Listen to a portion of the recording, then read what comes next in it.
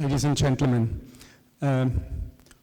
honorary members of the Pontifical Academy of Science, it's a great honor for me to talk to you today.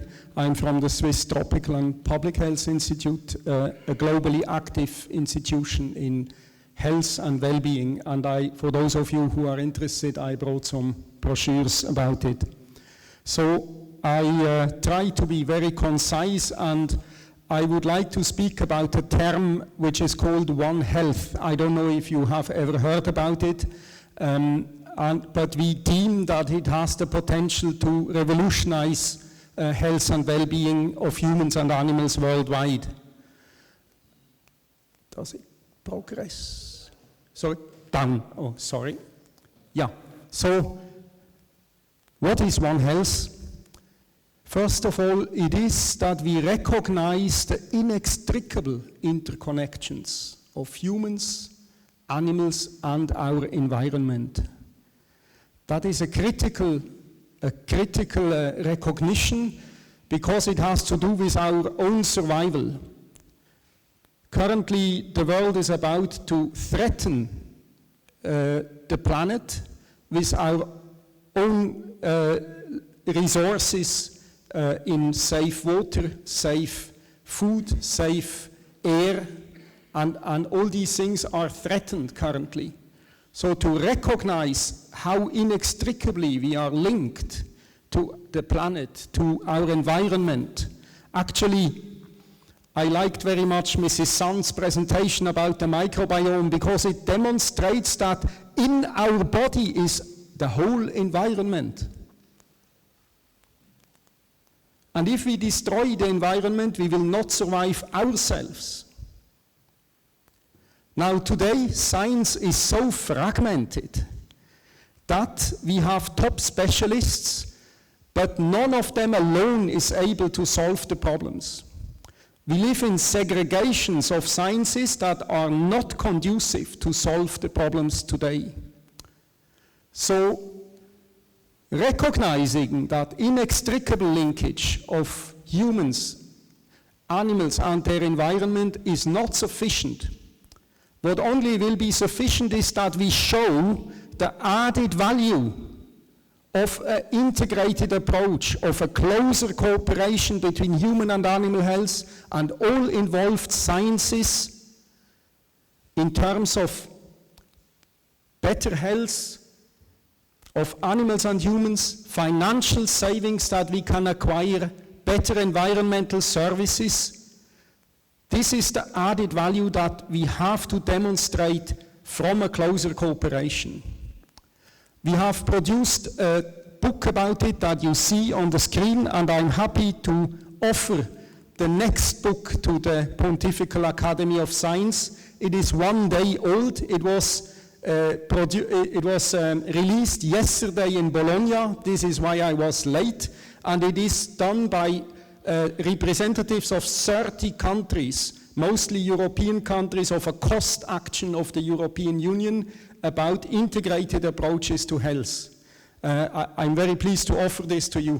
Thank you very much. So, let me just show you one example about One Health. And it is from Mongolia.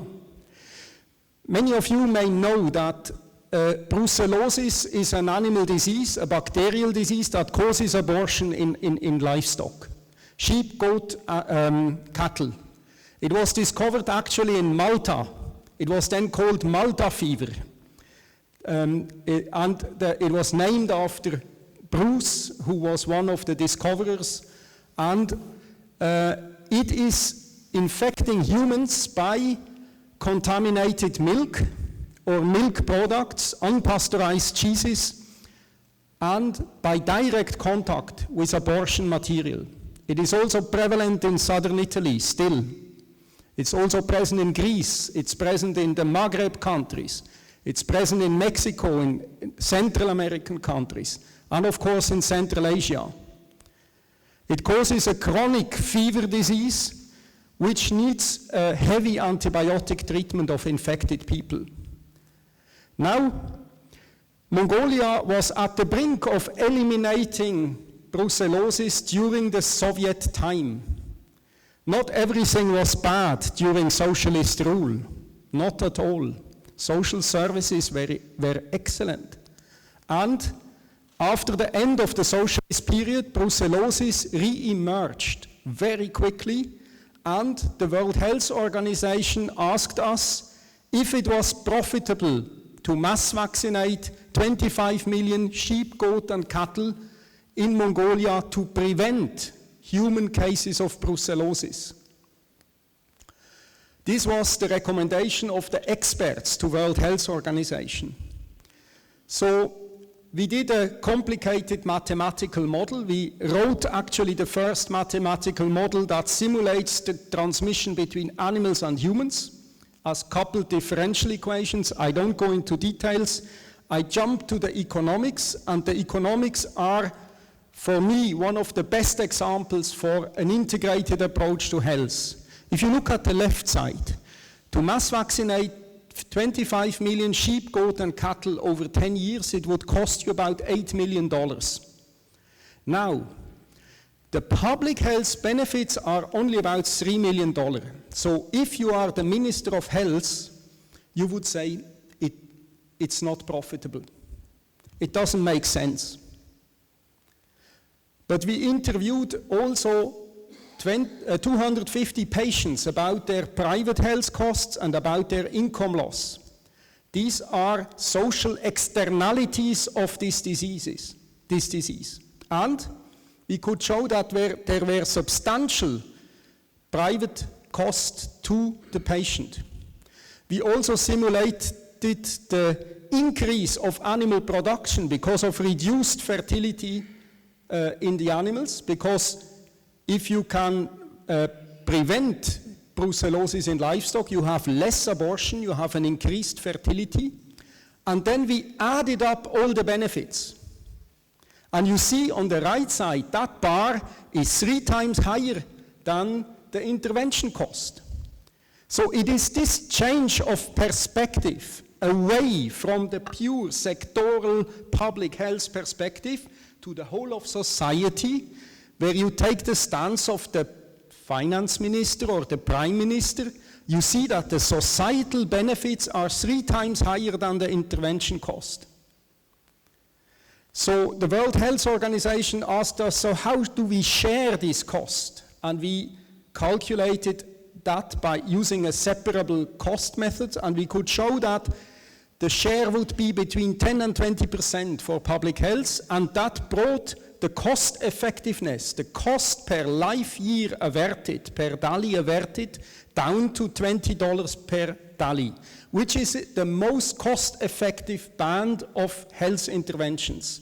Comparable health interventions are childhood vaccination, $14 per DALY averted, TB control, $25 per DALY averted.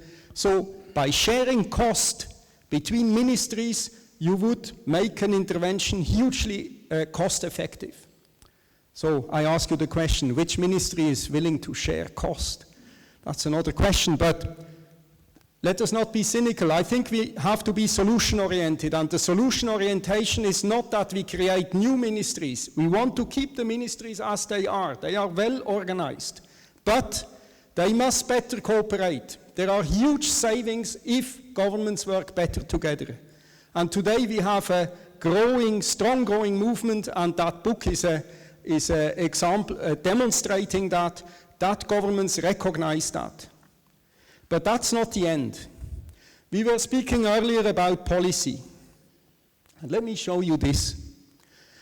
If you feel that you cannot translate your evidence into policy, you have to change the way you do research. And this is the way we change the research we do in the field. And I work in very remote places. On the left side, this is on the shore of Lake Chad. Who of you has ever been on the shore of Lake Chad? Good. On the right side, this is 100 kilometers north of Timbuktu, in Tinti Marain. Who of you have ever been north of Timbuktu? At the moment, we cannot even go there. It's too dangerous. But what we do in such situations, we bring together the decision makers. On the left side, this is the chief veterinarian of Chad. He has a direct link to policy. And on the right side, these are the political authorities of Timbuktu. The man with the yellow turban on the right is the chief medical officer of Timbuktu. And we bring together the concerned population. On the left side, these are the pastoral communities of the Lake Chad area. On the right side, these are the Tamashek communities in Timbuktu. And we bring together the experts, the scientists. And we discuss the results. And we discuss what kind of interventions we could do.